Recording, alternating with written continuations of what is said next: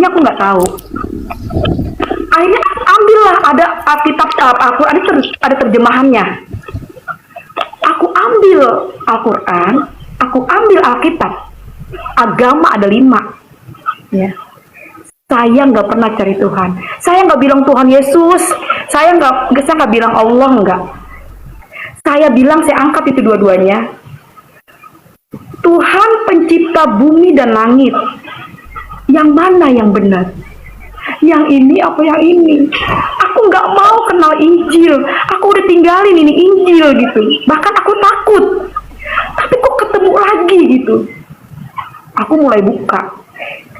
Aku mulai baca. Ihdinas siratal mustaqim. Ya Allah, tunjukkanlah kami jalan yang lurus. Aku buka Alkitab. Akulah jalan, kebenaran, dan hidup. Tiada yang datang kepada Bapa kalau tidak melalui aku. Aku buka Alkitab. Al-Quran.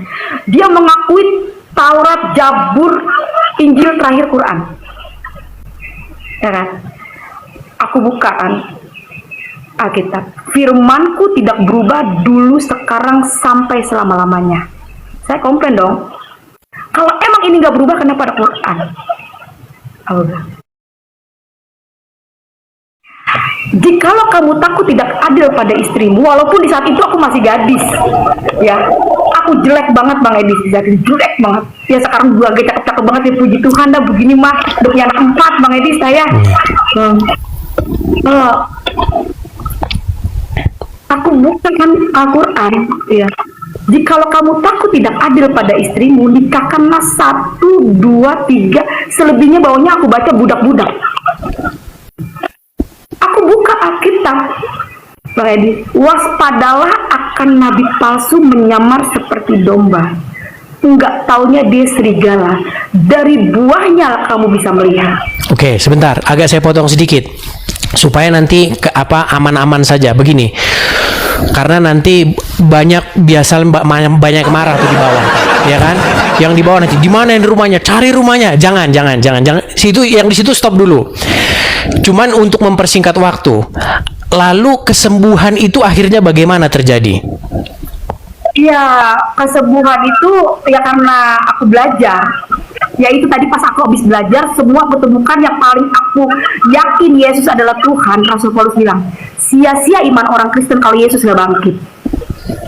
Itu yang membuat saya percaya, karena banyak aku menemukan bukan kamu yang memilih aku yang memilihmu, gitu kan. Dan aku yakin sia-sia iman orang Kristen kalau Yesus tidak bangkit.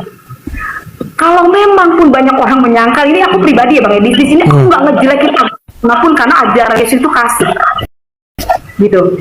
Saya nggak pernah mau menjelekan atau niat, tidak, ini kesaksian hidup Bang Edi, kesaksian hidup yang benar-benar harus aku sampaikan, di mana Yesus itu hidup di dalam aku. Sampai hari ini, kalau bukan karena Yesus saya nggak mungkin kuat, karena ikut dalam Tuhan itu bukan ngomongin materi Bang Edi, saya ikut Yesus itu bukan ngomongin materi. Bahkan kemarin suami saya itu cerita tentang ini masuk Islam, nggak peduli, seandainya pun di dunia ini nggak ada yang jadi menyembah Yesus, gue manusia satu-satunya yang jadi pengikut Yesus, gitu. Itu saking karena udah mengalami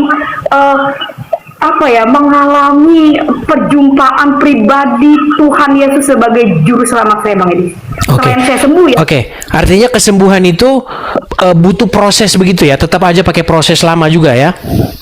Enggak lama Bang Edi. Malam itu saya mulai pakai minyak urapan, saya nggak sebut nagisa. Tuhan Yesus, saya mau menerima Tuhan Yesus sebagai Tuhan saya dan juru selamat saya Tuhan. Terima kasih Tuhan, saya pasti sembuh. Itu saya nggak pakai lagi obat, saya nggak pakai lagi alkohol, saya pakai minyak urapan dan saya nggak bisa pakai bra. Akhirnya saya ambil, mama ngasih kayak kain, gitu kan? Itu dipakai, saya pakai minyak urapan banyak.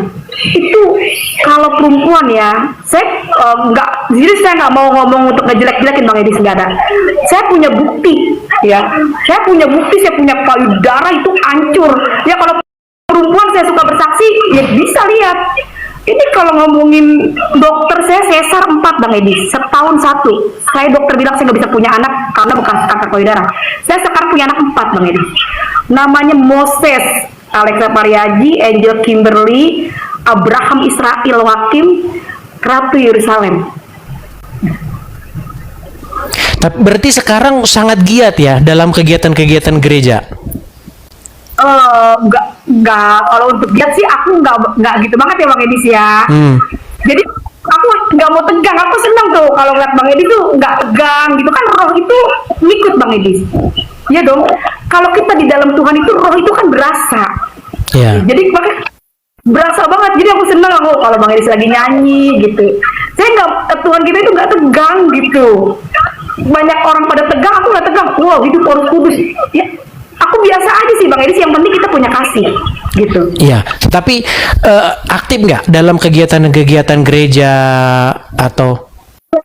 Itu karena aku nggak pernah, ini paling diundang kesaksian aja Bang Edis. Cuma kalau gereja aku gereja di Tiberia. Oh begitu, iya, oke, baiklah. Intinya setelah siapa Irma Oktari menerima Yesus sebagai Tuhan dan Juru Selamat, mendapatkan mujizat kesembuhan yang selama ini sudah jungkir balik meminta kepada Allah tidak ada jawaban gitu ya. Benar. Oke, pesan Irma nih kepada orang-orang Muslim kira-kira apa nih? Kalau aku pesannya gini sih Bang Edi. Tuhan Yesus itu datang sama orang sakit, ya. Dia datang sama orang berdosa. Jadi kadang kalau bukan banyak orang terpanggil, sedikit yang dipilih, gitu kan.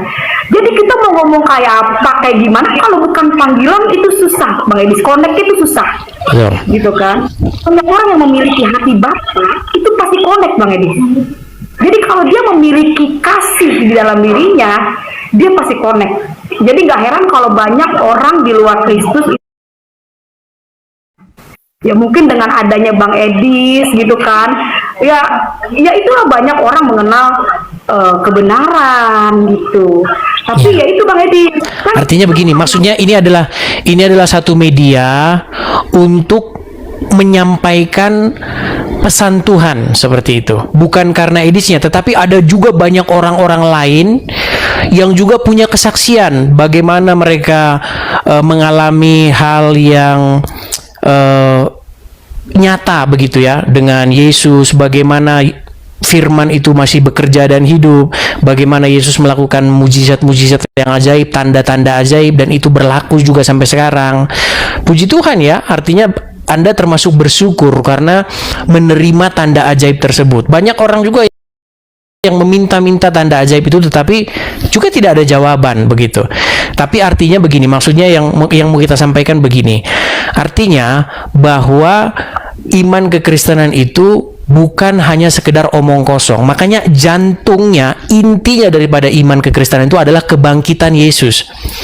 Karena ada kebangkitan, maka kita itu punya harapan tentang hal-hal yang memang di luar nalar itu. Karena udah ada begitu, ada yang bangkit dari kematian, gitu. Dan kalau tidak ada kebangkitan, makasih Kak Ceki. Kalau tidak ada kebangkitan, maka semua itu omong kosong begitu. Surga, neraka, ya hal kosmik, adanya dunia yang lain, itu semua jadi omong kosong. Makanya jantung atau inti daripada kekristenan adalah kebangkitan orang mati, yaitu Yesus. Begitu.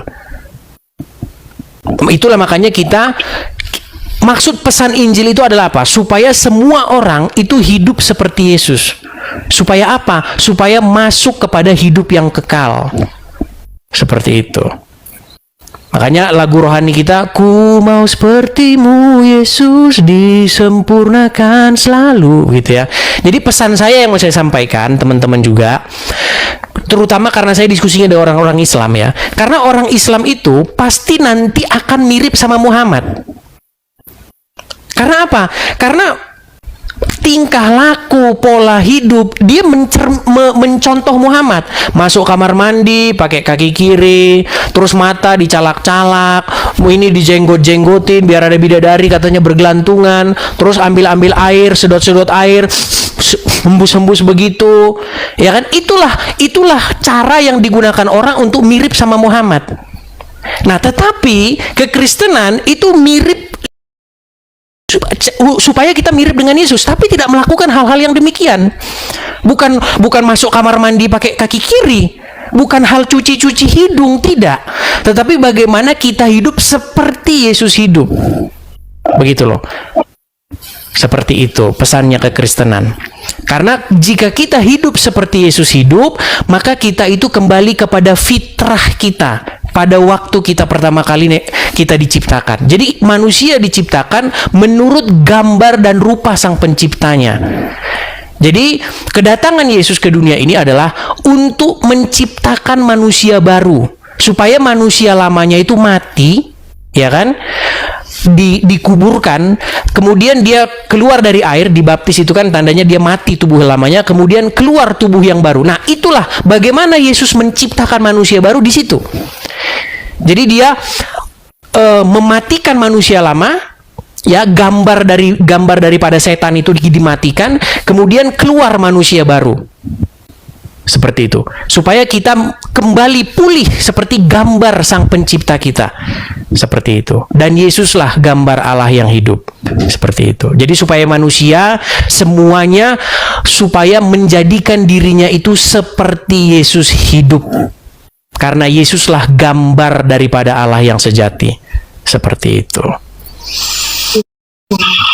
Oke, mungkin begitu ya. Karena ini juga sudah larut malam, saya juga ada kegiatan. Ini saya mau ada nanti ngumpul-ngumpul sama teman-teman, seperti itu. Mungkin Irma juga bisa nanti kesaksian-kesaksian di channel-channel lain, karena ada banyak channel-channel lain juga, begitu. Jadi Tuhan Yesus berkati ya. Tuhan Yesus berkati. Oke, terima kasih Irma. Selamat malam, sampai jumpa kembali. Oke.